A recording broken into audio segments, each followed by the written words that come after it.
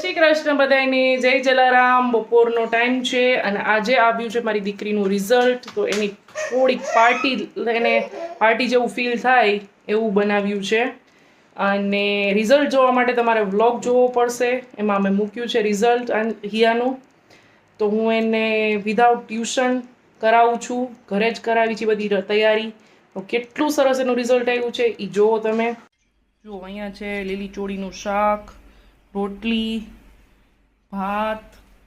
અહીંયા છે સવારે મુઠિયા ઢોકળા વઘાર્યા હતા ઈ. અહીંયા છે સુરતી ખમણ. અહીંયા છે ગ્રીન ચટણી. અહીંયા હિયાની ફ્રેન્ડ ત્યાંથી આવી છે ગોળ પાપડી ઈ છે. અહીંયા છે છાશ. જો હારે મસ્ત છાશ, થોડીક આસ વળી ગઈ હતી એટલે છે કેરી મસ્ત. અહીંયા છે અમારા અંશુબેન.